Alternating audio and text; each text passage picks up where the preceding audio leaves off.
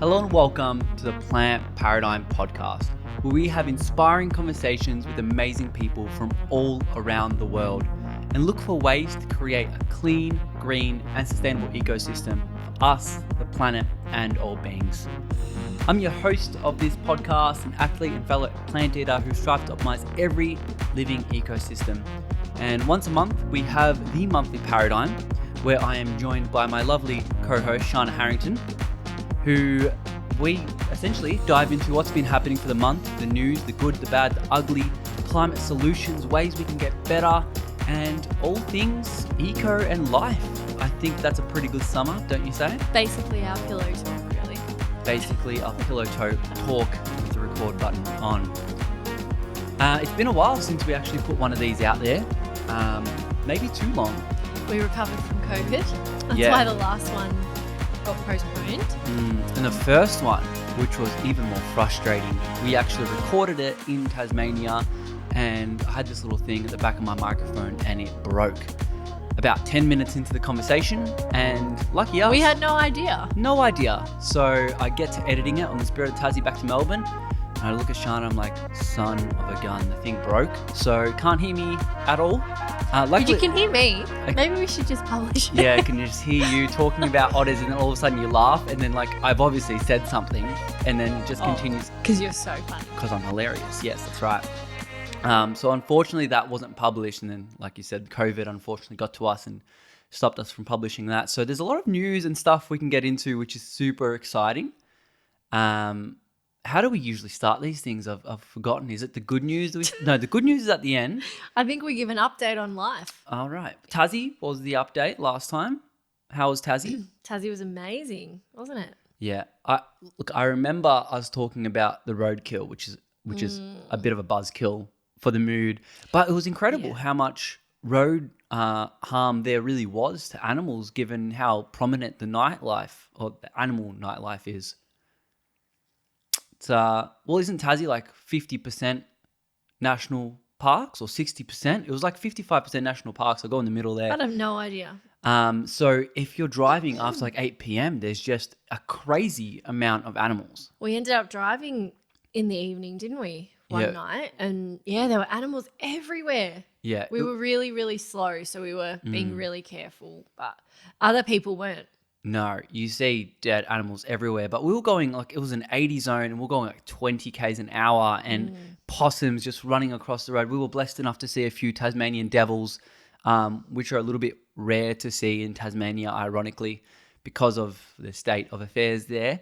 And we saw lots of beautiful wildlife there, even not nightlife. We saw echidnas, wallabies. We got to pat a wallaby. Got to pat a wallaby You out. can insert video here. Yeah, I'll do the insert. And you know what? And we didn't feed it. It just came up to us. It was just completely wild. We saw a snake, lots of lizards, lots of beautiful wildlife if you want to go to Tassie.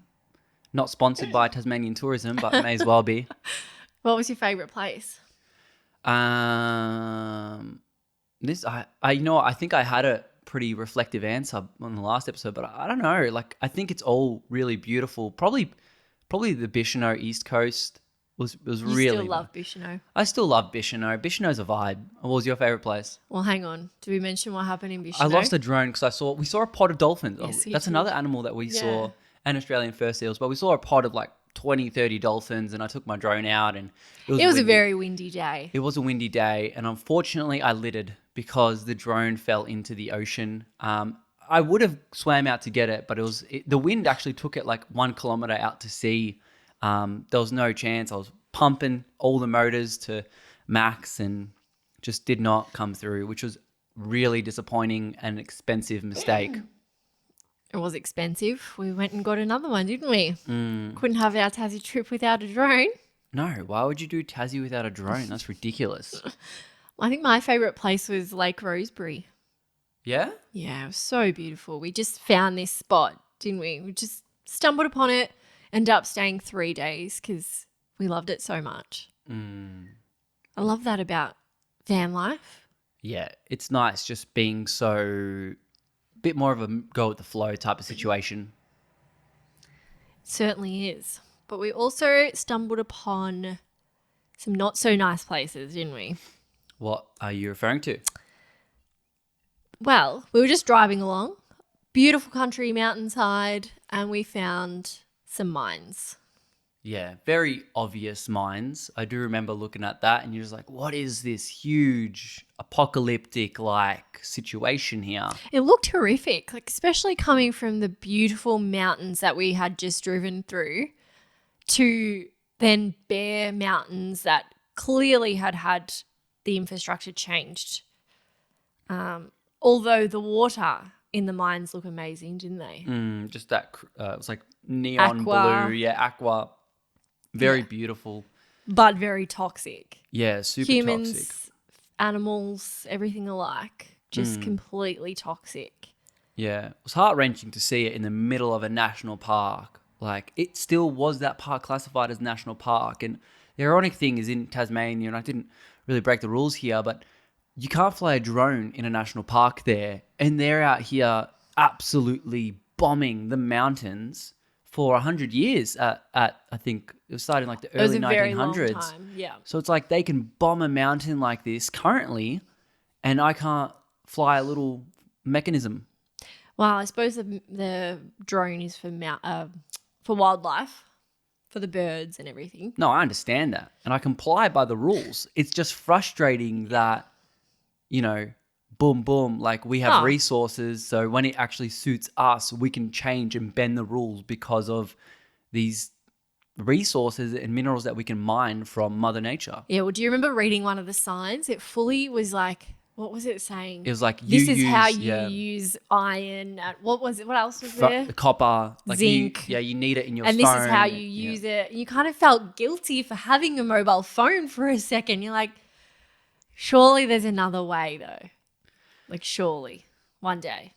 Yeah. Well, you know, I don't know if there's going to be a time soon where we're really going to, we just, I think, have to be efficient with those minerals. Like, it's hard. It's like that whole argument with the Tesla batteries or electric batteries in general that need the cobalt and these certain minerals that are incredibly hard to come by. Yeah. And that unfortunately fall victim to slave labor and child labor and all these different hard trades. It's kind of like the lesser evil when we're looking at electric cars, but I'm not sure what the solution there is. Well, back on the mobile phone thing, I think it's like repair your phone. Don't just keep replacing it after, we replaced our battery recently instead of having to replace the whole phone, because that's what I would have done in the past. Really? For sure. I would never have thought of replacing my battery, especially thinking like the price involved. Or I could get a brand new phone and have, all these new features. Exactly. I could have an extra megapixel on the camera. Yeah. 1 megapixel. I don't know about that. But yeah, that was my mentality for sure. So now it's just shifting that paradigm and making sure you're repairing your things instead of replacing them. Especially when it comes to e-waste, and just certain things like not throwing batteries in the trash, like actually taking it to a recycling facility, which in Australia there's ample amounts of Office Facilities. Works takes them. JB Hi-Fi, I'm pretty sure takes them. Yeah, we even went to an op shop the other day and they took cords. batteries, and cords and all this kind of stuff. And Apple actually make a lot of money because it's actually gold. A portion of your phone is actually gold. So they actually mine these and strip your phone down to those original resources, which they can reuse for their phones. So they're not just putting it in a designated landfill, they're actually stripping it down and reusing it to create new phones. And Apple will actually pay you to do that. They send you credit. They give you a credit, yeah. We're not veering away from Apple anytime soon, so keep it. But while we were on Tassie, they full made a tourist attraction out of it, didn't they? The whole, what was it, iron hole. Yeah. So you could go up the mountain, it's a view and stuff like that. It's just a full tourist attraction that they created. So strange. It really was. It was really cool to see, but it just puts you off mining even more, I think. Yeah, nobody's going to look at that and then look at the vast mountain range next to it and be like, I'd prefer this. Yeah, this is so beautiful. But when we were driving through the town, the water stream was like bright orange. Oh, yeah, I remember that. Fluoro orange. Like, I really feel sorry for the people that are living there. Well, I'm sure most of them are part of the mining community, but if you're not, and also like raising a family there, that water, I just can't. I don't know how they're getting fresh water. Or is it running out of their tap orange? Oh, It's definitely not water I'd want to drink from the tap there. And it could be the fact that they may be relying on plastic water bottles or shipped water or which is even worse. yeah. Wow. It's just a ever evolving and feeding into its self cycle. And I feel sorry for the surrounding towns as well, because of course that water's just going to trickle down. 100%. Really sad. But it is sad, although it is a very, very beautiful place. So go to Tasmania if you get the chance. Yep. 100%. Just maybe don't really go to Queenstown. Yeah. Love it. I wanted to shift gears just before we get into the actual bones of the episode, just to read a review that we got of the podcast, which I read every single one of these. They're incredibly beautiful. And I think we're at like 25 or 30 reviews, all 5-star. Yeah. So happy days. Thank you everyone who does leave a review. It's very much appreciated. But this person has gone ahead and said, a great podcast for anyone wanting to find out more about sustainability, climate change, healthy lifestyle choices, and protecting our planet. A very easy to understand listen that has provided me with a wealth of credible information from some very inspiring people. And that was by Kazawebby via Apple Podcasts. So I really appreciate that review, Kazawebby. Thank you so much. Such kind words. Very kind words. And recently you ran your fastest half marathon. Yes. Tell us about that. It was a sub 2 hour half marathon, which I was stoked at. Going into it, I was only aiming for about 2 hours, 20 minutes. But I prepared, put beetroot in my smoothie beforehand. So it gave had me some licorice. Had some licorice on me. So yeah, I was really stoked with that. As I went through it, in the first kilometer, unfortunately, I had a rock in my shoe and I didn't want to stop. But it wasn't the smallest rock. It was decently painful. But for the first 15 kilometers, I just tolerated it because it took the pain completely away from my legs and just onto my right foot. Eventually, it just really started to cane, but I was just sprinting towards the end there, averaging about 5 minute 10Ks. Crazy. So I ended up finishing at an hour 58. And when I took my sock off, it was just my foot was butchered from this rock. Well, there was a hole in your sock, wasn't there? It put a full hole in my sock and I've just got a blood spot now on my foot. It was really crazy. But the whole time I was just thinking about Goggins going through his buds training with a broken knee. So many people fail that in the best shape of their life. And this guy had a broken knee going through it. So I'm like, you know what? It's just a rock in a shoe. I'm not going to stop. I'm just going to keep pushing through it. And if anything, this pain with every single second step will bring me down to earth and make me be present in the moment. So using pain. Couldn't you have tried to get the rock out by one of your holes on your shoes? I could have.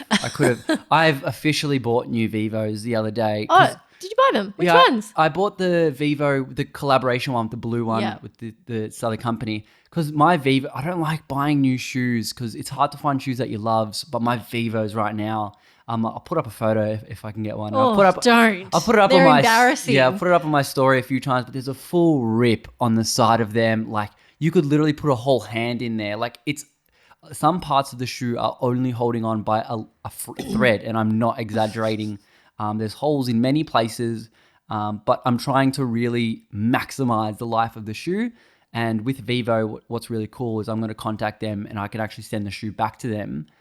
They'll kind of break it down into its origin format of cotton and etc. And they'll turn that into another shoe. How good. Very good. They'll have to bleach that about 50 times before they do that. At least 60. Come on. They're filthy. But no, that is really good. Yeah, 100%. And then, in Australia, we've got the elections coming up. Oi. That's super exciting. I think it's a good time to remind everyone it is actually completely legal to lie in political advertising. So in case you watch anything, fact check it all because... Yeah, freedom. Freedom for the United Party. United Australia Party, Craig Kelly. Are we just giving it more publicity time? Yeah, so there's a lot of... Yeah, we are, and that's not good on us. Cut that. No, we'll leave it. We're just taking the piss. But when we're looking at politics, and it's something that I think everyone should get educated at regardless of what country you live in. Obviously, it's a part that we can really play as individuals in a democracy. Hopefully you live in a democracy and you can vote for people who represent your values. in your country. And so when I'm saying people can line political advertisements, they're going to come at each other's throats a lot of the time. And it's so funny. Kevin Rudd did a analysis of like the Sydney Morning Herald, Herald Sun, The Age, and like there was like 6 papers run by the Murdoch Press. And what they did was they looked at, I think it was 30 papers, and they analyzed, was it for Liberal, was it for Labor, or was it neutral? So if you look at the graph, it's like the top portion, of course, is Liberal. Slightly under that is neutral. And I think there was 1 or 2 articles in each one that was Labor, pro-Labor. So it's fascinating to see how it's at each other's throats and how controlled it is. But just on the lying in the advertising, an organization called Fact Check said that there was no catch-all federal laws to protect lies in political ads, though they said existing laws might apply in narrow circumstances.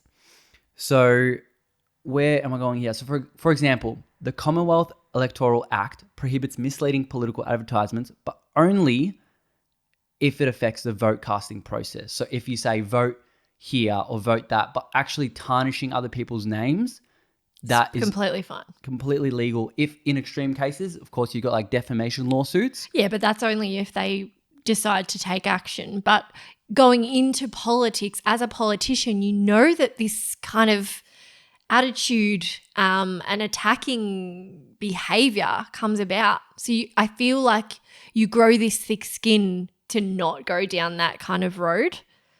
Yeah, but to just cop it. But then, it's not about them and their mental health, which is important. But my point is, us as consumers, we're misled because you get these text messages.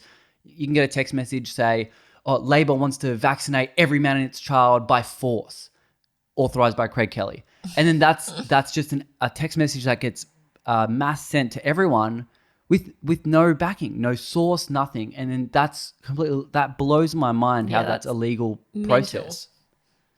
It should definitely not be. We need some sort of censorship, I feel. Mm-hmm. But how do you police that?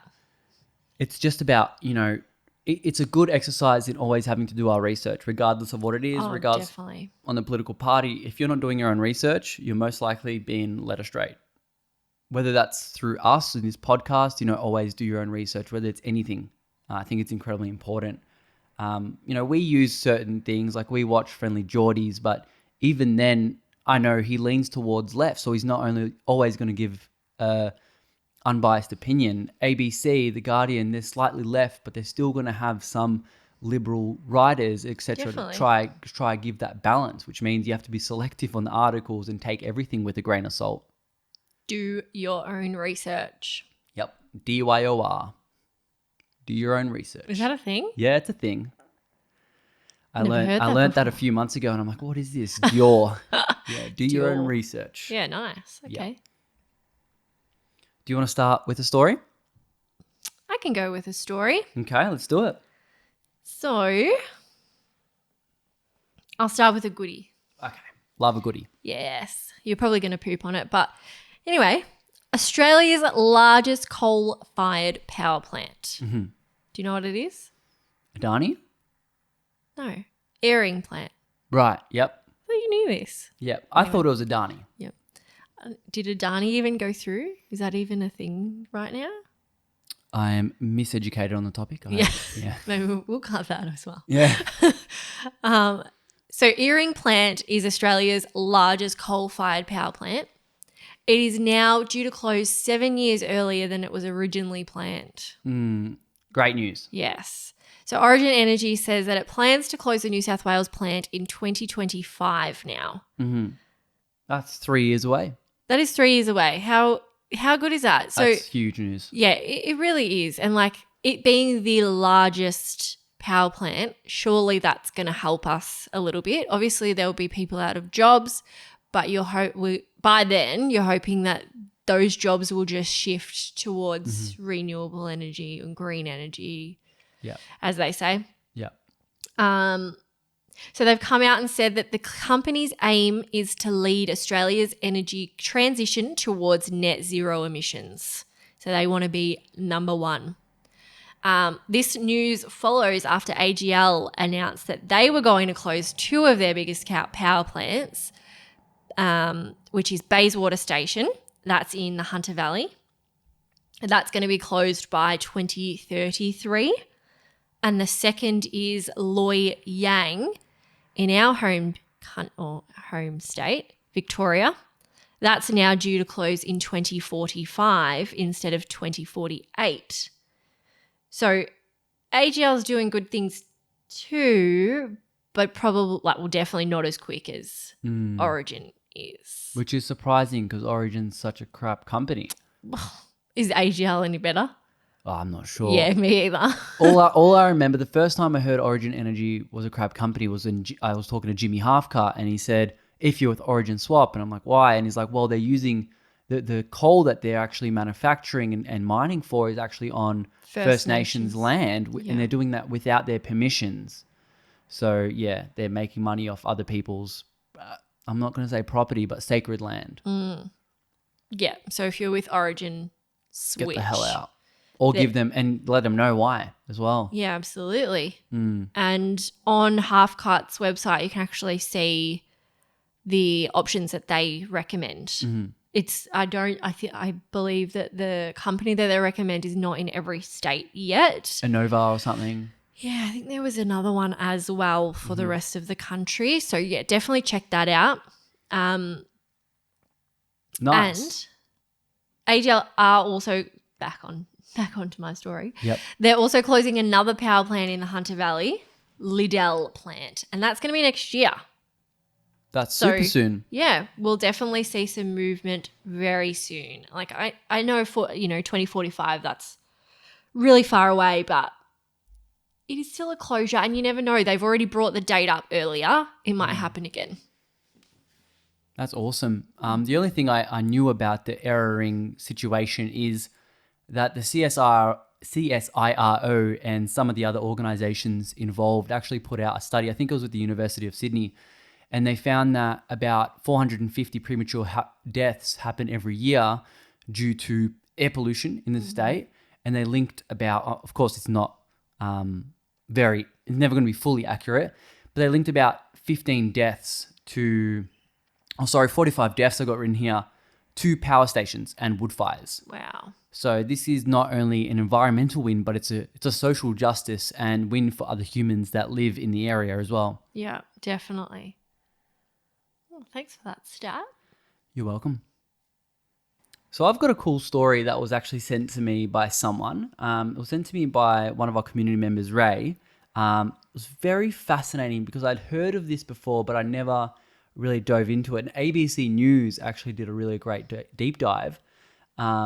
It's about the corruption between political leaders and agricultural businesses, specifically JBS. But I'll read the story and I'll link up the post as I'm going through it. But the title is great. Fancy a burger? ? Want bribes with that? It's great. But it reads, if you eat meat, chances are you're eating products from food giant JBS, which we've heard of JBS on the show many times. They're the biggest food or animal agriculture company in the world. They slaughter Singapore, Denmark, and Finland in animals every single day. So in the world or in Australia? In the world. Biggest company in the world. Yeah. So they process beef, lamb, pork, supply all major supermarkets, McDonald's. But obviously with a big company, there's a dark side to that. So JBS is a company built on corruption and faces serious allegations of crimes against the environment. Around the world, governments are holding JBS to the account. It's a totally different story in Australia, where JBS has been given free rein to take more and more control of what we eat. The company was built by billionaire brothers Wesley and Josley Barista. Their family empire grew from a small butchery founded by their father in 1953, and in 2007, JBS acquired meat giant Smith Foods, and making it the biggest beef company and largest beef processor in Australia. It was a rapid rise. So where did the money come from? Tell us. Well, in 2017, Brazil launched a major crackdown on corruption. This is when JBS was first exposed. Fearing prosecution, the brothers signed an immunity plea deal while confessing they'd spent a US $150 million bribing more than 1,800 Brazilian politicians and officials. It's one of the biggest corruption schemes ever revealed in the world. So the one of the brothers told the prosecutor that JBS's global expansion was made possible through its bribery scheme. Four Corners has found the dirty deals were directly linked to the company's early expansion in Australia. So to settle the corruption charges in Brazil, they paid, the parent company paid $3.2 billion as one of the biggest fines in global corporate history. But obviously the scandals kept coming. So they've been accused of trading and raising cattle on illegally cleared Amazonian rainforest land. And the same person, this JBS, employs 14,000 people in Australia over 50 sites. So the kind of point to ABC that ABC had of all this is, why are we letting a company that's so corrupt? So that they said, despite widespread protest, Josh Frydenberg approved JBS's takeover of salmon producer Huon Aquaculture and pork company Rivalea, and this makes JBS the largest pork processor and second largest salmon producer in Australia. So they've now become a powerhouse full of corruption from Brazil to now leaking into Australia with absolutely no remorse from our lead treasurer, Josh Frydenberg. That corruption wouldn't be happening in Australia, though. People who are listening can't see your eye roll, Sharna. Oh. It's pretty insane. Like, that is, you know, when I first read it, I'm like, holy crap, you know, someone might feel powerless against that, but I'm like, that's so silly. We have all the power in the world against that. Don't eat meat, and you're not going to support a company like that. Like, that is the easiest solution to something like that. It blows my mind that we're giving these subsidies to these companies that have so much money to spend on bribery. That's $150 million coming from taxpayer money. It's pretty insane. It is quite literally from our pockets, regardless of if we're spending it on the company or not. We can't control where our tax money goes, and that is so frustrating. Yeah, I feel that. That is really sad. But I'm stoked that ABC would actually go and do something. Like, that's a very confronting post. Yeah. They obviously, for obvious reasons, they turned the comment section off, so no one could comment and say their piece, because there'd be people that are incredibly triggered by that. Like, I get it sometimes, and yes, my stuff is triggering, but I'm not that big of a news outlet especially compared to a giant like ABC. So it's like the amount of trigger that would, and I when I got sent it, I refreshed it like a few minutes later, 1,000 extra likes. So the spread was huge on that. So I'm really grateful that we have someone like the ABC shedding light and doing good journalism like that, because, you know, it's hard to come across good journalism. Certainly is. And that's good, what would you call it? Exploitory journalism? Yeah, that's the one. That's my news story. Do you have one to take your turn? Well, speaking of meat, this might be a good reason not to eat it. Okay. And not to contribute to the bribery and the corruption. I just followed Climate Save Movement recently on Instagram, and they shared a video that taught me something. I literally had no idea this was a thing, and I'm so glad I didn't know when I was eating meat, because it's foul. And maybe you can even share the post, actually. Okay, sounds good. Did you know that after a few hours in contact with oxygen, animal flesh starts to rot and turn brown? So, to combat the rotting and the browning of the animal flesh and to maintain its red colour, it's actually injected with carbon monoxide gas. And let's just clear that up for a second. Carbon monoxide is colourless, odourless, tasteless. But when you take in too much carbon monoxide, your body replaces the oxygen in your blood cells with carbon monoxide. And this can lead to serious damage of your tissues. Tissue, I should say. And obviously too much could lead to death. So that's what animals are being pumped with to keep it looking attractive to us to eat. Yeah. Well, I guess they have to do something to make it attractive. Otherwise, it literally is a rotting piece of flesh. Like it's a natural biocompostable product. But that's really scary. Yeah, well, they're claiming it is the makeup of the meat industry. That's a good term. That's a great term. Pretty ick, though.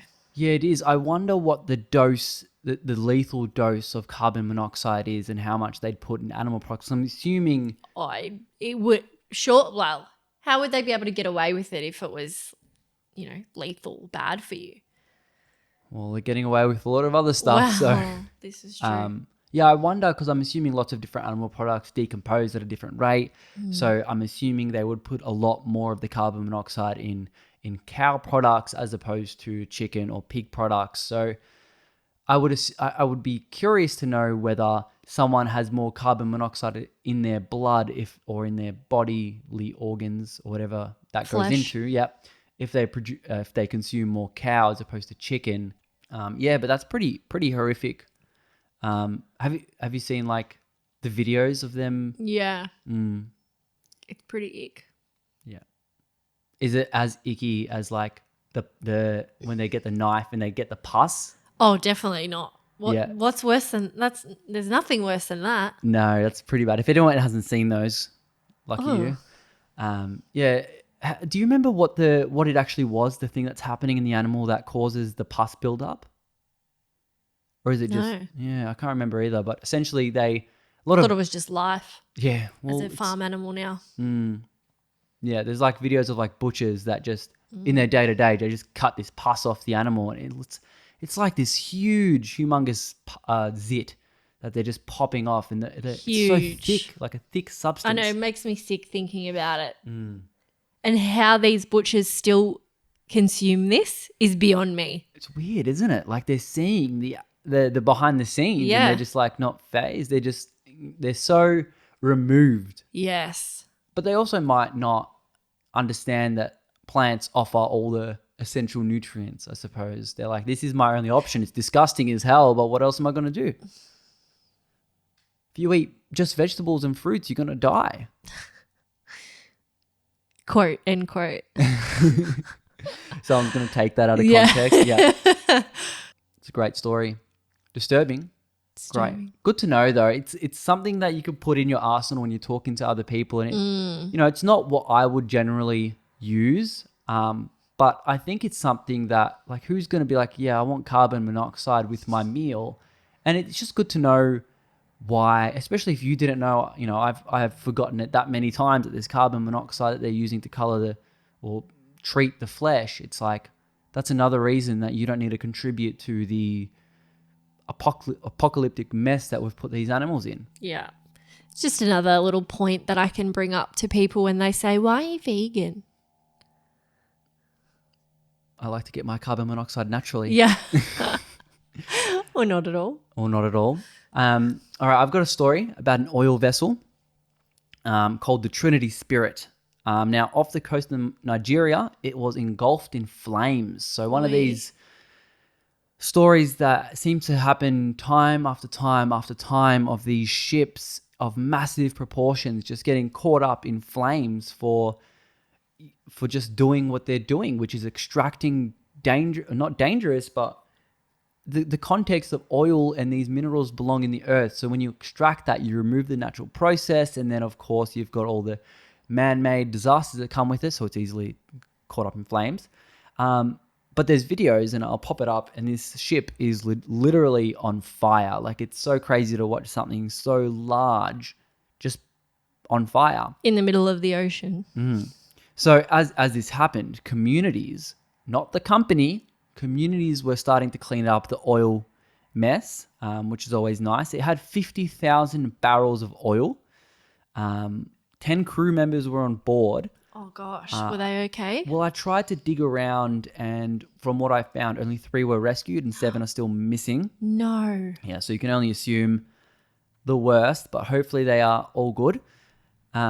I'm getting a bit of a dodgy business vibes as I'm reading this story, as you should with any kind of oil and gas. But there's multiple umbrella companies involved with random names. So I tried to do a deep dive, and I felt like I was getting one of those murder boards with pins and the road maps and all that. But what I found is Sepcol, the company that seems to be responsible for this, actually had its license revoked from processing oil 3 years ago. It is in receivership, which is a form of bankruptcy. So it's owned by a combination of Nigerian overseas companies and Abicourt Trading Company, Abicourt Petroleum Company, and Alien Limited. So it's just this huge, like, monopoly, convoluted system of this is illegal under the books, definitely pay $0 in tax because nothing's on the record. Like, how does a company that's in receivership from 3 years ago process 50,000 barrels of oil for who knows how long before they had an incident like this? And if the incident hadn't happened, would it still be going? Yeah.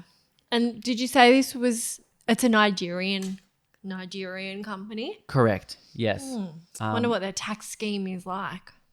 Probably very lenient. And look, Nigeria's had heaps of environmental disasters. We've had people only a few months ago, 3 months ago, 20,000 barrels of oil was spilt near a state. And Nigeria is the 15th biggest oil producing country in the world. Wow. Yeah, so lots of resources under the ground there. And they produce more than 1.9 million barrels of oil a day. That's a day. My gosh. It's insane. There's been oil explosions there that have killed thousands of people from leaking pipelines and things like that. So super sad. And look, just like your story on the meat, like there's so many reasons that we need to phase away from oil. If it wasn't climate change, like humans are literally dying from incidents of these crazy oil explosions, etc. Our oceans are being completely devastated. But don't you love how the community comes together? Community does it. Isn't that amazing? It was so weird. I forgot which oil explosion it was. There was one where the oil was leaking and it was on the African coast. I forgot which country, but instead of going up and cleaning up the mess, what they did was they sent boats out with cutters at the end of the boat. And what they did was actually chop up the oil so it sinks to the bottom instead of being at the top. So this community member on the boat caught this on video. It's like, we are here trying to clean the ocean and they're just coming here chopping it up so it doesn't look like anything's been harmed at all. And so then their reefs die, they've got no fish, and then they're left without food. So they're just hiding the problem. They're not actually getting to the source. Correct. So they've been caught doing that multiple times. And it's really sad, especially like we're very blessed in a comfortable heated room, but not these developing countries, or a lot of places in Africa, are just being disseminated by climate change and being victim of incredibly rich oil moguls. So it's really sad. It's really sad. And that is one reason we need to transition into renewable energies. One great reason at that. Well, I've got a solution. Please tell me a solution. Did you know that sea otters can fight climate change? Not only can they do. So now scientists are studying how these creatures may also be climate superheroes.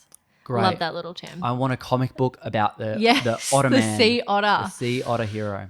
So they actually help ecosystems capture carbon from the atmosphere and store them as a biomass and deep sea matter, preventing it from being converted back to carbon dioxide and contributing to climate change. Sea otters were hunted to the brink in the 19th century for Fur? Yes. Yeah. For the fur trade. But their numbers have slowly recovered since. The loss of otters demonstrated that they're indispensable. Just like bees. Just like every other animal. Oh, yeah, absolutely. But isn't it, they say, what are they Humans called? are the only animals that the planet would thrive on. Yeah, without. Yeah. So the loss of otters demonstrated that their indispensable role in helping keep kelp forests alive. So without them, kelp forests essentially become underwater deserts. Not only kelp forests, but otters help with seagrass as well. So in order to maintain their high metabolic rates, the mammals must eat constantly. Bit like you. Yeah. Maybe an otter is my spirit animal. Maybe you were an otter in your past life. Yeah. Among their favourite foods are sea urchins. Yes. Urchins Those usually, crazy things. yeah. How they eat them is beyond me. I cannot understand it. They're poisonous. Horrid. They must produce some sort of enzyme that tackles the poison. Have you ever stood on an urchin? Thankfully not. It but is so painful. Have you? Yes. Oh, no. They were like in my feet for a long time. Oh, yeah, bad. So thank the sea otters for controlling them.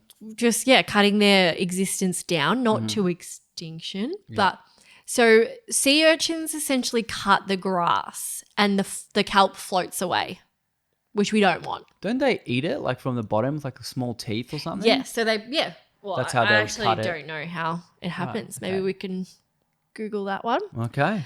And when the kelp forest floats away, so do the habitats for the fish, the wildlife, the sea life. All just goes away.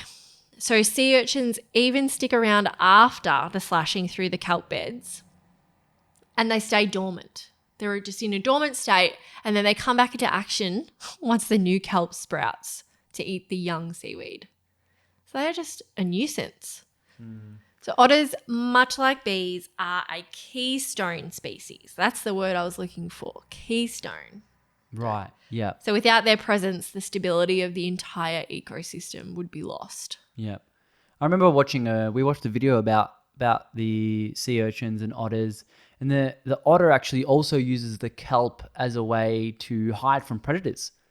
Wow. So without the kelp, the otter's exposed. So they just help each other in It's life. a beautiful symbiotic relationship. What an ecosystem. Like all ecosystems, that's the word. It's a system. A system that's in lovely balance because every animal is doing what it's meant to do. Yeah, I should have got that Woody with the otters on it. should have got the Woody They're with so the otters. cute. They are the hairiest mammal ever. Oh yeah, they are the hairiest mammal. Yeah, so that's a fun party fact you can take. I'm gonna keep going on the animal facts then. Go for it. So the last known Irrawaddy dolphin in northeastern Cambodia was found dead, entangled in fishing nets. Oh, Yeah. Now, when I first read this, I actually freaked out because an extinction level or a species that goes extinct is actually very, very big. That's a big deal. And I thought, holy crap, humans have made this population completely extinct. You know, we suck, blah, blah. But it turns out, I think it's just from this river that it's become extinct, which still damages the river ecosystem. oh, for sure. But the WWF estimates that there are only about 80 total left on the planet. Which that's That's nothing. dangerous. That's endangered. Yeah. That's critically endangered. Like, more than 80 people. Like, imagine 80 dolphins ever. Like, you can fit that many in a room. So it's, really, really dangerous. I just imagined 80 dolphins in this room. It's a beautiful picture, isn't it? It'd be very messy, maybe loud. Smelly. Yeah. And obviously, without water, dangerous for them. But WWF has come out and said the numbers in the pool have plummeted over the last few years, due to multiple threats, including hydropower dam construction causing disruptions to river flow and reduced fish abundance, drowning in gill nets, and the use of damaging fishing practices such as electrofishing and overfishing. Electrofishing. Yeah, from what I know, I don't know much about it, but I've seen it where they actually throw electronic nets in and it electrocutes the fish to death. And also with spears, the same thing as well. Obviously, dolphins feed on fish, Yes, they do. so they need that. And locals are just not educated on overfishing practices because that's what... It's not the locals. Well, yeah, probably not. You're No. right. Actually, I don't know what their Cambodian ecosystem is in terms of whether it's corporate or local. I'm not sure. I would assume it's leaning towards corporate, like you mentioned. 100%. Yeah, so They think the move, one of the things we can do is, they think the move from thick fishing nets, which could be detected by dolphin echolocation, to cheap, thin nylon nets, has increased the risk of dolphins drowning in fishing nets in recent years. Yeah, right. So the Cambodian population of Irrawaddy dropped from around 200 dolphins in 97 to only about 89 in 2020 and now about 80, which hurts the locals because now they've actually switched to ecotourism dolphin tours. So you can actually go on ecotourism on the river, but with the lack of that, can't really, Yeah. And a lot of those tours, they'll give you your money back if you don't see the dolphin or they'll let you do it again. So that hurts these developing countries. There's so much poverty in these countries that they just can't afford to do that. Especially with oil prices going up for the boats. Yeah, it's just not sustainable. More on the ocean. Let's go. It's a water-themed episode. Yes. Sadly, there were 100,000 dead fish that were dumped in the Bay of Biscay. Mm-hmm. Bay of Biscay. And that's off La Rochelle in France.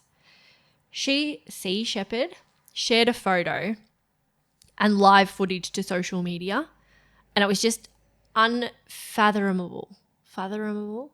Fathomable. Yeah. Unfathomable. No, I can't say it. No, it's all right. We get it.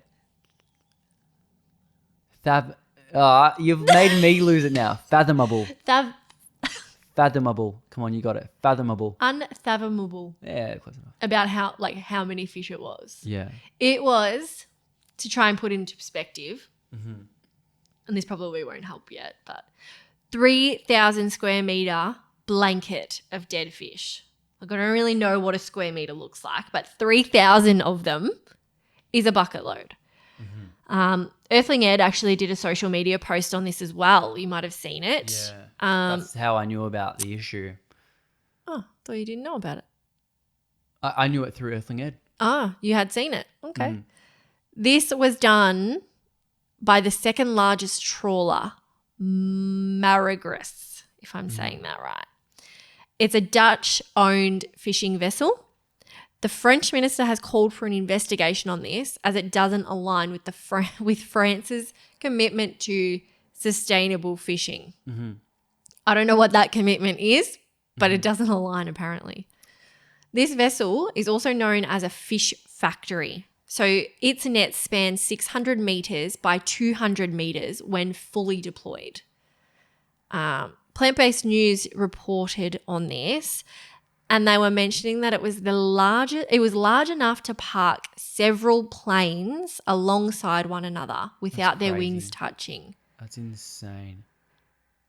How many times have we gone to an airport and just seen huge planes and just been like, whoa. So big. And that's being able to park several planes next to each other.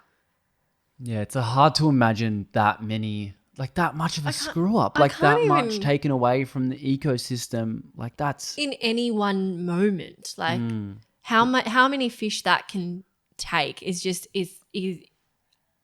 unfathomable.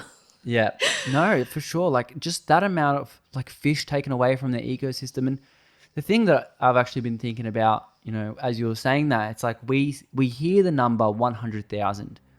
We hear that, and I think it's hard to understand that these are 100,000 individual fish with their own families, their own home, their own ecosystem that have been unnecessarily murdered for the sake of convenience and taste. It's just, and pointlessly in this particular example, like I think when we hear about numbers of deaths, like the amount that JBS slaughters, it's like these are individuals and there's billions and trillions of them getting emascerated. And they have feelings and they have, you know, that you can tell that they're scared when things are happening. It's just, yeah, it's horrific. So more on this. Australia actually kicked the vessel out of its waters in 2012.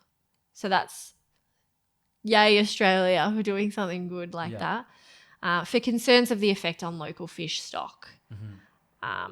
France should have done the same thing.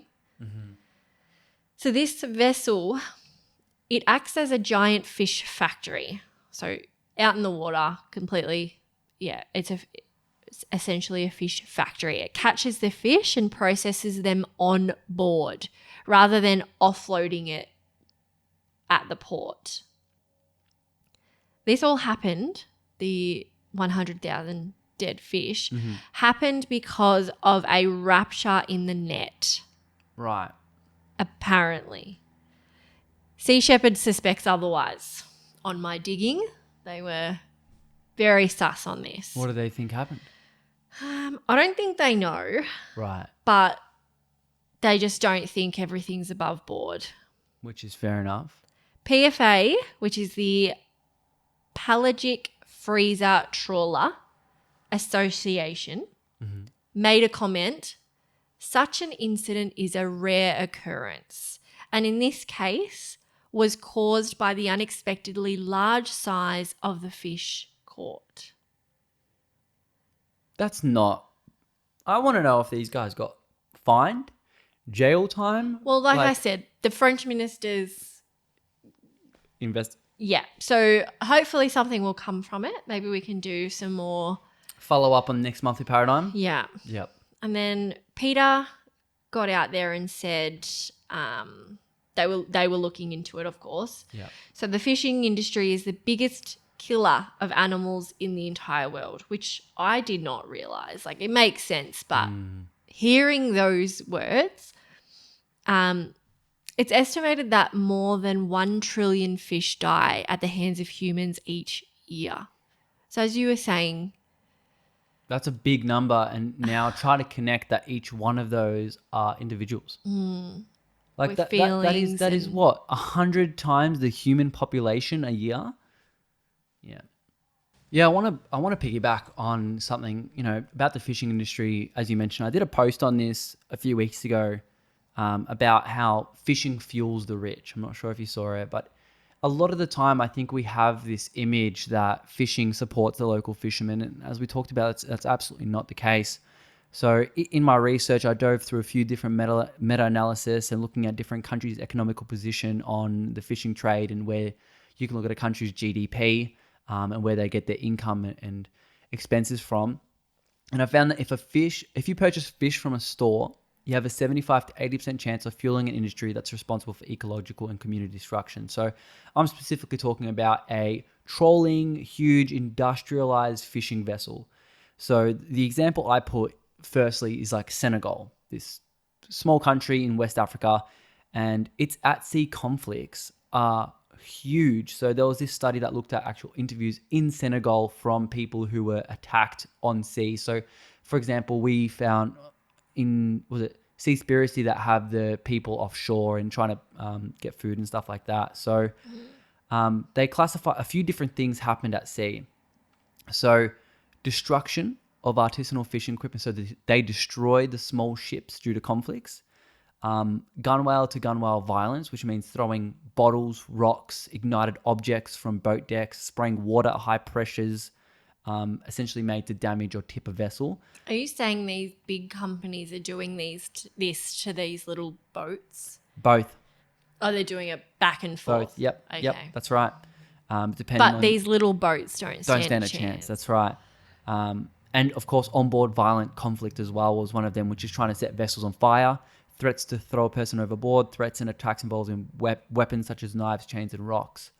The obvious takeaway from all this is higher income vessels dominate industrial fishing on the high seas. Obviously, this is a place where there's lack of laws and legislation. Well, out of sight, out of mind. You don't know these things are happening, and then you come back to land and say, hey, someone tried to kill me, and you're like, well, who? Who? Where? What are their names? Yeah. They were on this ship. Oh, well, all right, they're in a different country now. There's nothing we can do. It's just so horrific. This is people's livelihood. And they think making money is more important than people living life. That is just, I can't understand it. It's a very primal eat or be eaten kind of mentality.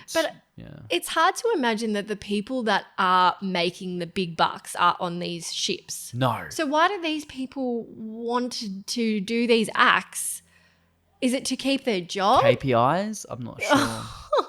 They get a cut. Don't know. It's just, that's the part that I don't get. Why would they want to sacrifice or risk their life for these people that are probably half the time slave labor? Yeah.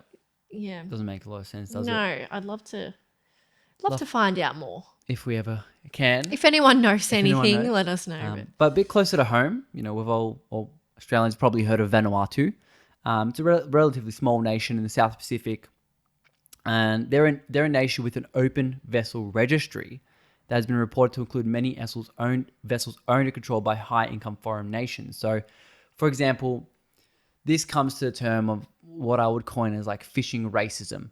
So, a vast majority, 96%, of the detected industrial fishing in a high-income country like Spain is vessels owned and operated by Spanish. That makes sense. That's okay. You're your own country. Now, let's look at a low-income country like Guinea-Bissau. The vast majority... Where? Guinea-Bissau. And where is this?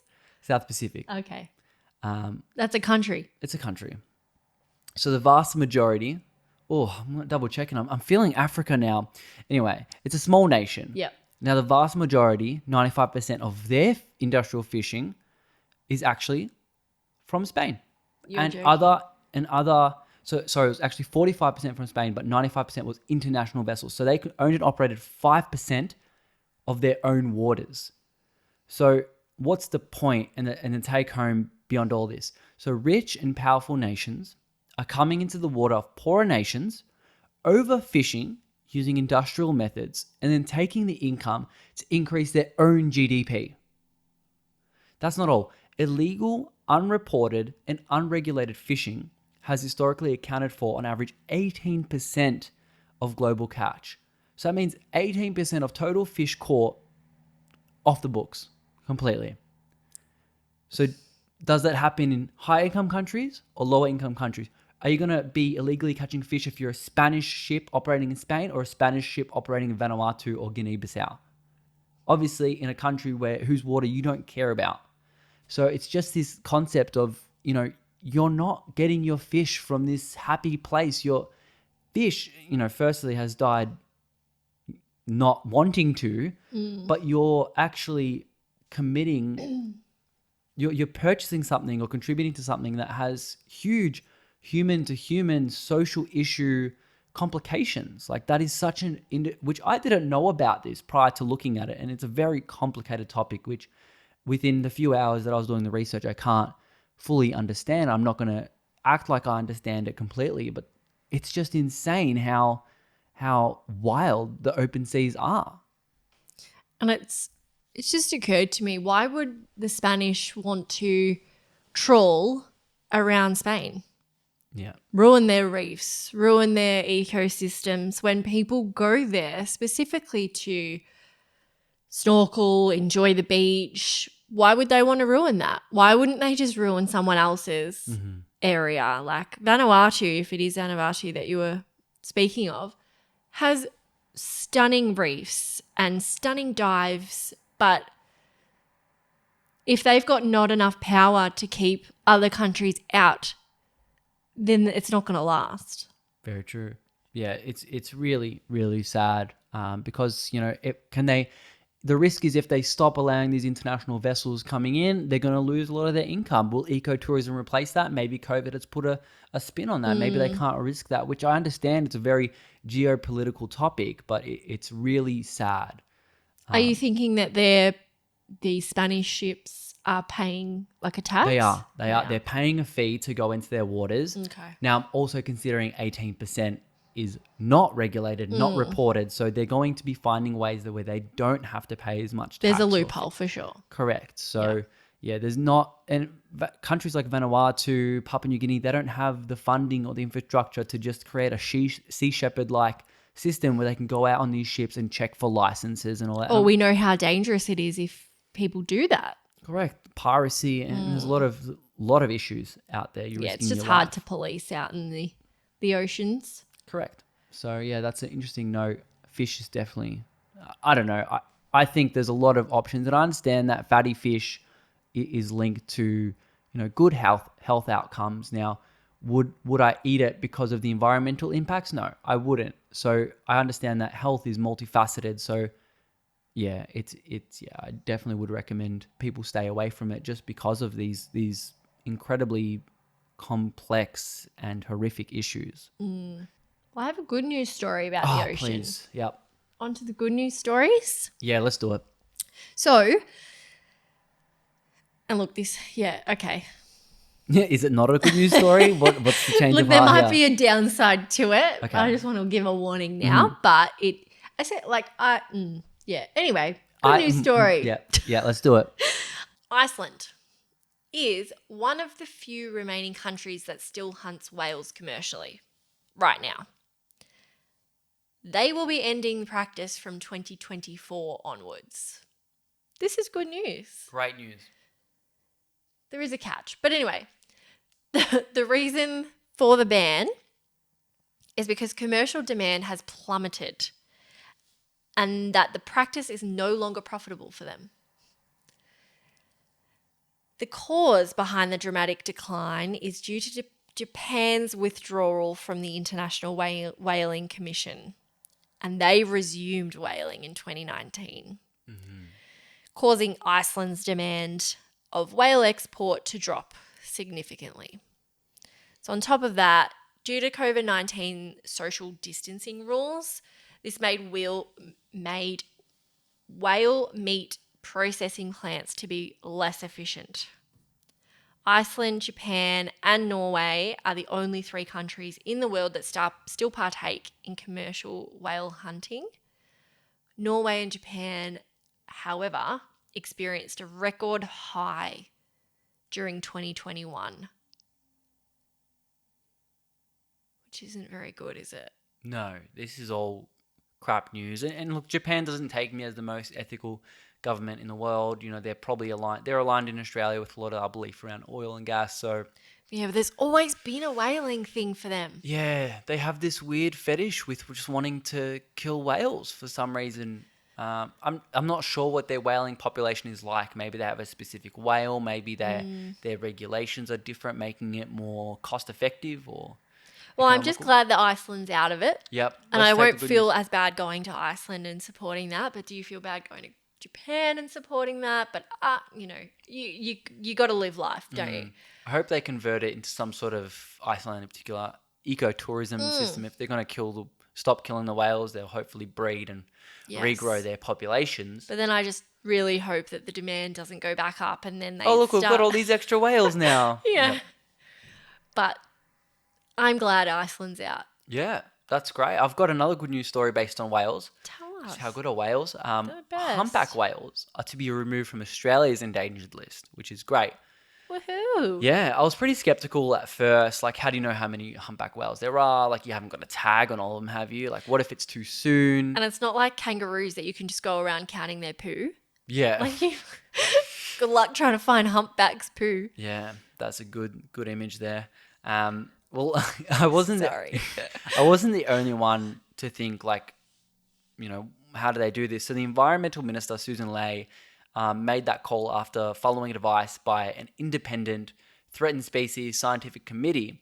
And she said that they looked at the issue of climate change, they looked at the issue of krill fisheries, as well as all of the other circumstances of the population trends for the species. So Miss Ley said that while the species had been delisted, it was still given protection in Australian waters under the Environmental Protection and Biodiversity Conservation Act, thanks to its listing as a migratory species and cetacean. We just need to make sure they don't go to Japan. Yes. Don't go that north. Yeah, they'll stop doing that. So this status means that it is an offence to kill, injure, take, trade, keep, move, or interfere with a humpback. So you can't touch them or anything like that. So I actually didn't think about this, but there's something great that's going to come out of delisting them, which marine scientist Vanessa Perotta came out from Macquarie University and said that delisting could actually help drive more focus and funding to other whale species that have not bounced back as strongly post-whaling, one of them being another species that loves Australia, which is the southern right whale.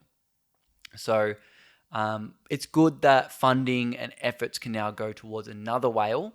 And they did talk about climate change a bit here, saying climate change is a really big one because this influences where these animals might go, where prey distributions are, and unfortunately a reduction in sea ice means a reduction in Antarctic krill habitat, which is one of the primary food sources of these humpback whale populations. So I'm glad that they're still looking at it, and but this is a great win. I'm glad that they're also thinking about climate change and the ice melting in Antarctica. Yeah. No climate deniers there. No, not here. I don't think there's a lot of climate denying happening with marine scientists, biologists. I don't know if you overheard me watching a video on the Great Barrier Reef today. So I'm doing some research on, there's a 6th bleaching that have just happened in the Great Barrier Reef. So 6th mass bleaching. When did this occur? Last month. So it happened, they did an observation. So they helicoptered 1,800 kilometers looking at 750 reefs. So this took ages, and they basically can look at from a 5-meter depth. And the report said that we've got a huge mass bleaching, and a mass bleaching means that over 50% of the coral is now bleached. Now, bleaching, just to set the preface, doesn't mean the coral is dead. It just means it doesn't have the right conditions to be colorful and to bloom. Now, this highly affects the ecosystem and the wildlife, as we know. The biggest scare around all this bleaching, sorry to hijack the good news story, but the biggest scare is that it was during, I think they called it La Nina, which is... El Nino, is it? El Nino is a part of it, because it's La El Nino or something, and this is La Nina, which is meant to be a cold front, which is what the Australian marine biologist was hoping could recover the corals from the recent bleachings, because this is the 6th one. The first one was like 19 something, and then we've had like 4 in the last 6-7 years. So they were hoping that this would recover, let them all bounce back, but it actually bleached heaps. And do they have any idea of how much of that, of the coral will bounce back? They have no idea. Because they have to, now that they've discovered this, they actually have to go down and dive. So the United Nations have sent researchers here to kind of dive and assess it properly to see what we can do. But so... What can we do? Put some ice in the ocean? What can we do? Well, other than... In the video, because they have a YouTube account and they do monthly assessment reports. So in the video they said this is a huge reason why we have to reduce our greenhouse gas emissions. This is due to climate change. The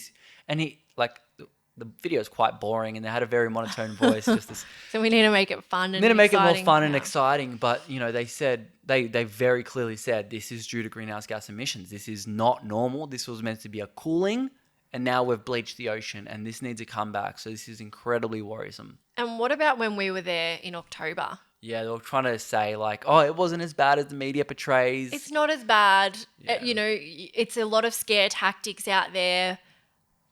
But I think that's not enough. Yeah, we need to scare the shit out of people so people can start acting. So, yeah, I found that out this morning that it had another bleaching. So really sad. Not great news. Obviously, the biggest reef in the world. Spans for ages. We want to protect it as much as possible.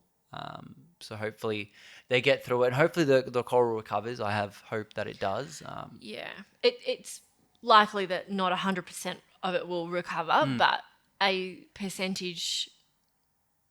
They found that some had actually already died. So some coral was bleached, and some of the bleached coral died. Yeah. So there was different levels of severity, and some on the southern part of the Great Barrier Reef weren't even affected. Or they weren't affected as much. Sorry, so it was different contrasting amounts. Yeah. Yes, that's my good news story. This really is an ocean episode, it's an ocean-themed episode, yeah. Love that. Have you got a sustainable tip for us? I think I'm going to go with yes. Let's talk about gifts. Gifts, okay. Gifts. So gifts...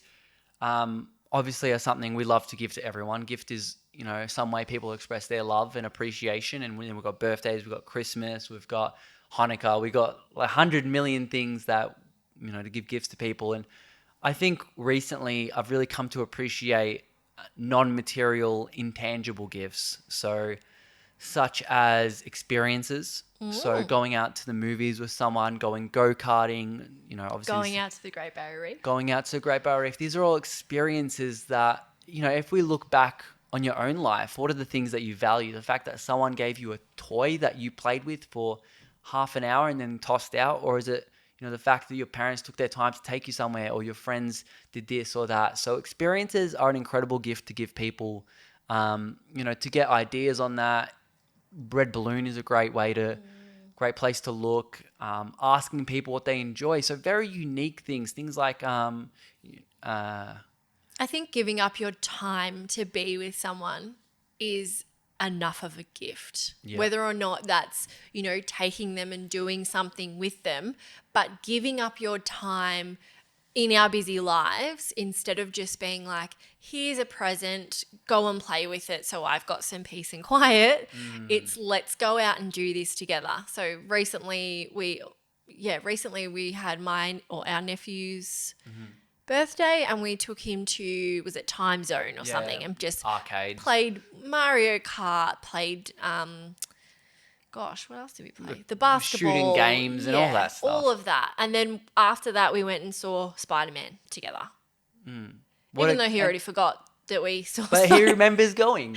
He remembers doing the Time Zone. And of course that doesn't contribute to waste, of course, which is obviously to the benefit of both people, but it doesn't contribute to waste, which is what we want to avoid. And we know that kids these days, all days, they have so much stuff.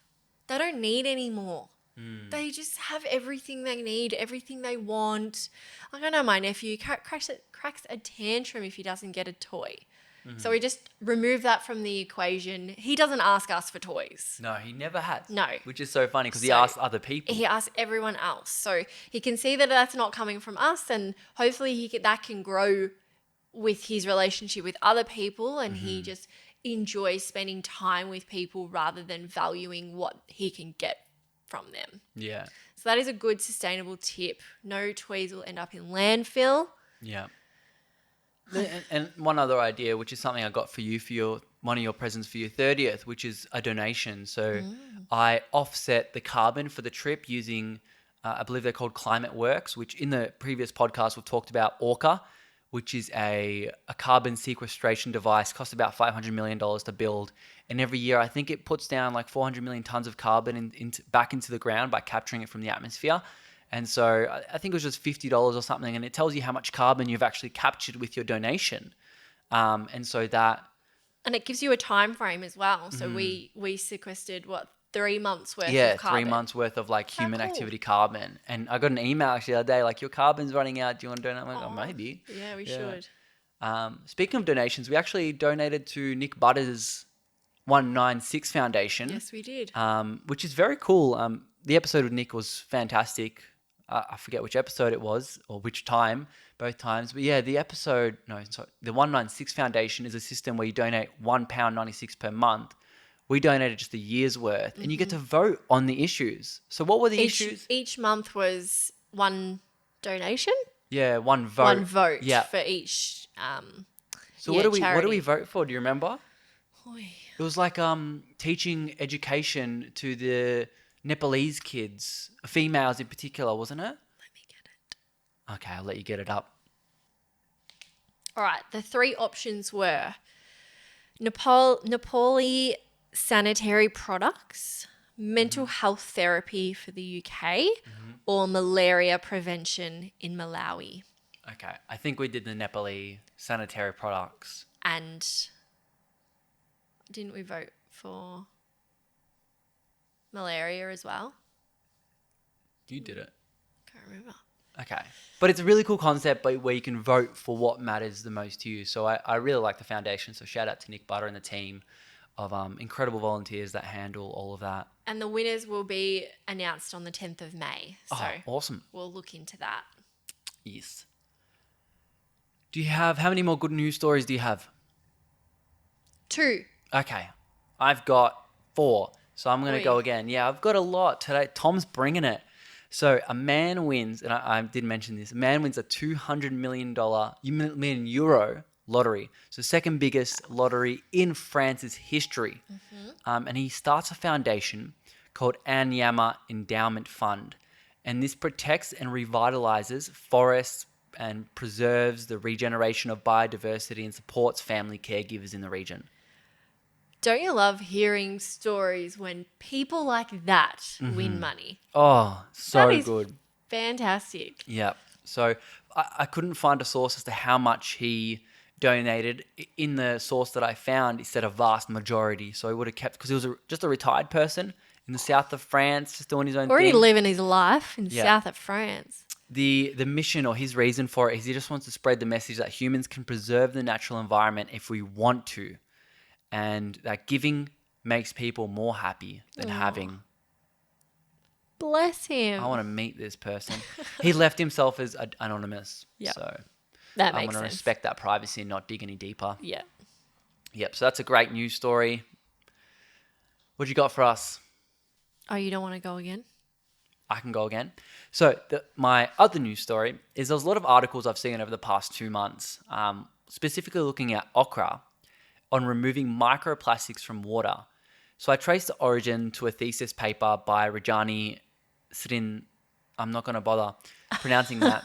But they tested chains of carbohydrates, which in plants is polysaccharides, now from the individual plants, as well as in combination on microplastic contaminated water.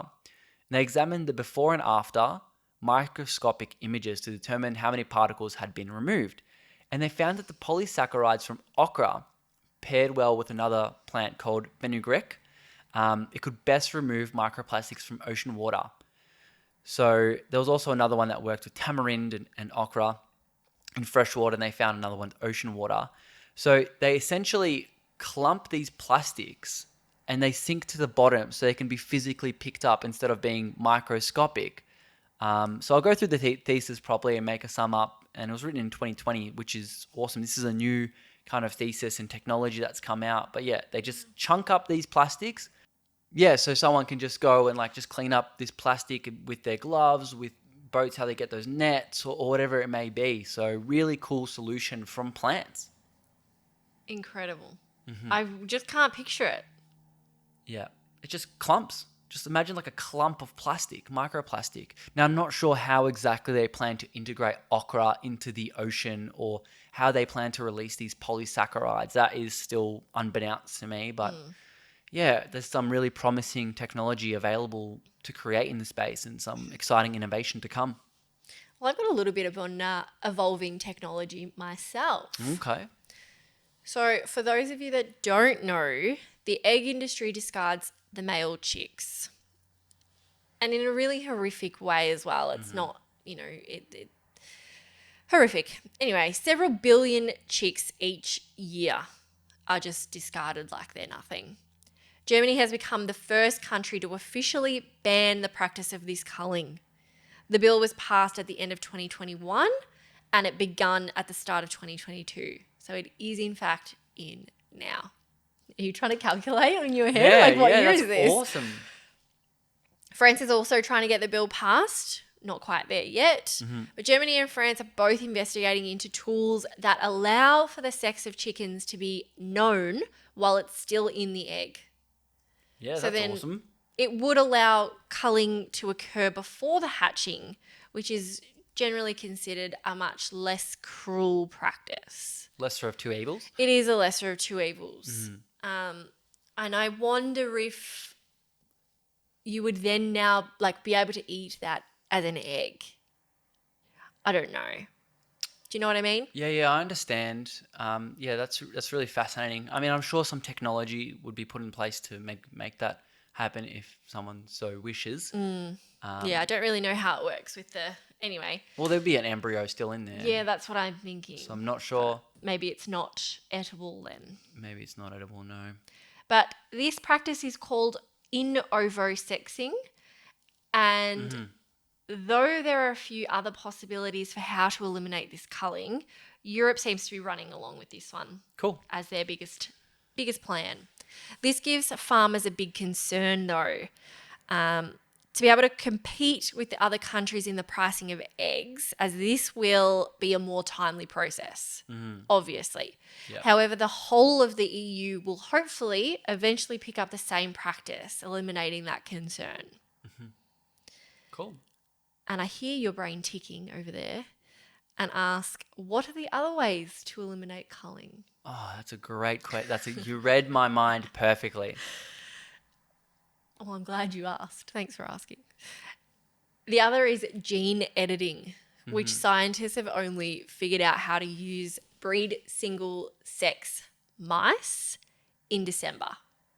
So that's like Super recent. super recent. So it's obviously nowhere near ready. Also, this technique can create can create a female-only litter. The mice actually ended up with litters about 2/3 the size of their normal mixed-sex litters, though. So we will see less production. Obviously, we don't know the effect on chickens and eggs, Yep. but this is the effect that it had on mice. So there's a ton more research that needs to be done, but we are seeing some large movement in the EU, at least anyway. Great. It's funny what humans will do to stick to their taste buds, huh? Crazy.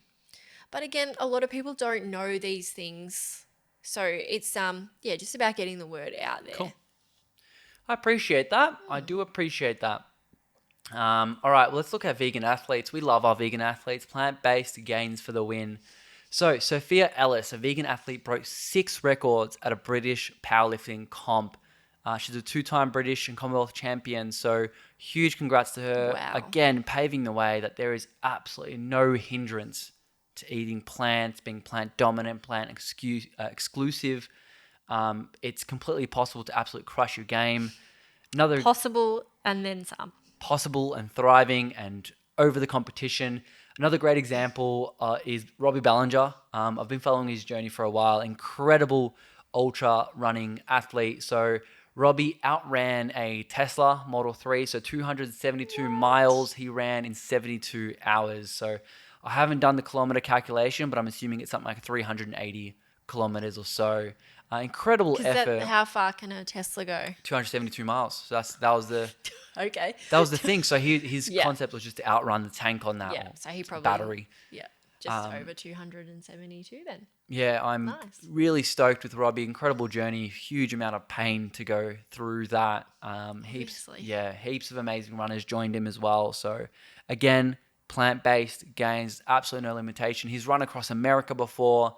We've got people like Scott Jurek doing the same things. You know, Scott's in his, I think, early 50s, still absolutely crushing ultra-marathon events. Won an event recently, running, I think it was something like 200 miles. Yeah, so heaps of crazy stuff happening with plant-based athletes. Good job, people. Yes. So this is the last one? Your last one, yep. And Okay. I'll do my last one. Oh, you've got one after me? I've got one more. Maybe I want to end. Okay, No, so... I'm joking. No, I'll go. So I was actually going to mention this to you the other day, but I thought I'd save it. It's just a small thing, but the EU actually passed a law enforcing phone companies or phone manufacturers to all use the same charging cable. Oh, wow. Imagine that. Yeah, so this has been a huge concern for people. Like, I think it was a few months ago, something went viral where someone actually disassembled an iPhone and changed the charging port from Lightning to USB-C.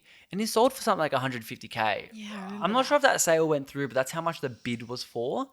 And now, funny enough, now they're creating it. But that'll be always... So everyone's going to have this. That'll always be the first one, though.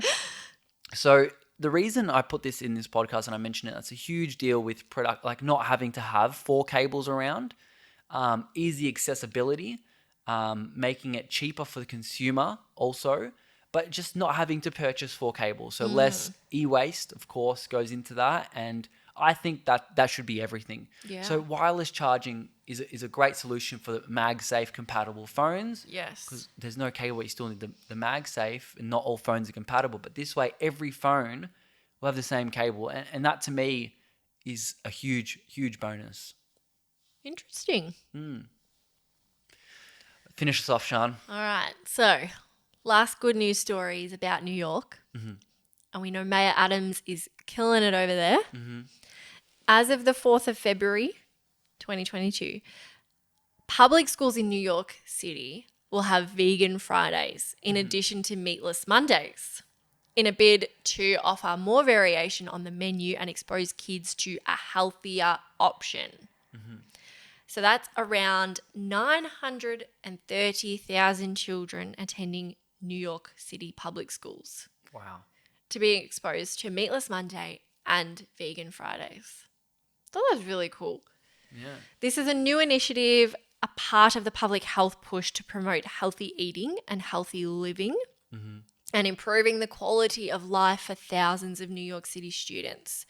The politician has been a long-standing health advocate and vocally credits his plant-only diet with helping with his diabetes. Under the new agenda, public school lunches will scrap staples. And get this, staples like mac and cheese on Fridays. Outrage. Should be. That is my healthy mac and cheese. I need to get my daily dose of saturated fat and processed refined carbohydrates. Where am I going to find that if not in my mac and cheese? How is that a staple? It says everything you need to know about the New York. American food system. And America. Yeah. Sorry, Americans. We don't mean to be rude. I'm sure if you listen to this podcast, I'm sure I hope they your health agree Yeah, look, with we the don't people want that that to you be, have around them. That's anyway. not a staple. Why do you want to feed that to your kids? That's going to stunt their... People are worried about kids stunting growth of plant-based beef, diets, yeah. and that's a headline-only sensationalism. And, now you're going to stunt your kids' growth with freaking literal garbage. So this mac and cheese will be replaced with veggie tacos. Great. And other dishes like Mediterranean chickpeas served with Awesome. rice or pasta. Oh, sounds great. Right. That sounds salivating. That sounds like gourmet. Yeah. Compared to mac and Mac cheese, and which I'm picturing like a slop on your Yeah, for plate. sure. Yep. So the Department of other vegan options will include seasoned broccoli salad, spinach and cranberry salad, and roasted cauliflower. Sounds great. However, due to federal USDA guidelines, dairy milk will also remain available. So even on Vegan Fridays, it will remain available because of calcium, obviously. Yeah, that's a law. Like you have to have... That's ridiculous. I don't know if I've gone on this rant before, but when I was chatting to Dotsy, she says you have to... When she's talking to legislators that pass these rules in schools, they say you can introduce soy milk, but they're terrified of the notion of removing dairy milk from schools. It's incredibly fascinating. I think that's a whole other podcast. Yeah, well, it is. Go listen to Dotsy Bash's episode. Yeah, true. Yeah, Yeah. there was a lot about that. So there were some outraged parents about this as In well. the comment section. Twitter. They took it to Twitter. Oh, you got to go to Twitter. No pizza and mozzarella sticks. Now fake chicken and burgers. Way to take another ounce of fun out of our kids' lives. Thank you, Karen. And nowhere did they say that they were going to have fake chicken and burgers. They said they were going to have vegetables. Oh, right. So replacing mozzarella sticks. Where's your sauce, Karen? Where's your sauce? Oh, gosh. No, mozzarella sticks. Oh, this is just Another garbage. staple in the New York City public health system. You're getting rid of my deep dish pizza. Literally. Yep. So, I think the kids will be better off. They'll live a definitely. longer life. They'll, Kind of, it's a shame that adults, you have this responsibility of a child and you're really tinkering that by being miseducated. And I don't want to blame you, but you have a responsibility and your due diligence to give your kid the best possible life they can get. How are you doing that when you're feeding them mozzarella sticks, mac and cheese, and all sorts of processed, refined, oil abundant foods? It's just the most incredible dichotomy of a systematic issue that's just so rooted in injustice. I just really hope that these parents don't actually think these foods are healthy and that they know. Come on, that, Sean. I don't know. I hope. Yeah. Oh, That's well, it's all. good to have hope. Yeah. Well, Well, that is it for That's today. it. All right. We've been rolling for about an hour and a half. So let's take this podcast home. Thank you so much to everyone who's come on and joined the episode and joined the conversation. There is so many incredible conversations to come. This will come out May 2nd. You know, we've got Vladislav Kaim coming out the week after, which will be an incredible episode. He's a economist and his specialty is in migration and trade. So there's a lot of talk on politics and economics if you enjoy that. And after that, we've got Erin Sharoni, a prior media personality and expert on longevity. So be a pretty sciencey conversation, a lot about the ethics of what we do to animals, which is awesome. But I hope you enjoyed the conversation today. If you did, what do we like people to do if they like the conversation? Like, subscribe, comment, leave a review. Yes. What else? All those things. Do it all. We love them. I'd love to read your review on the show. It really helps us reach these, you know, if we've listened this whole way through, I think you appreciate the message that we're trying to give people, which is to live the most sustainable, ethical, and a morally aligned lifestyle as possible. Just to get educated, because a lot of this is hidden under the rug. We didn't know about this stuff until we started looking into it. So we just want everyone to be well educated about everything so they can make an educated decision based on your life. Yeah. But also, someone's turning 26 tomorrow. Yeah, I'll be 26 next time you hear my voice. Whoa. It'll be completely different. I'll just come and just put on an accent or something. I turned 26, this is what happened. So everyone wish Tom happy birthday. Yes, wish me happy birthday. No. Yeah, so super stoked that everyone listened through, and I will see you guys next time. Stay happy, eat plants, peace.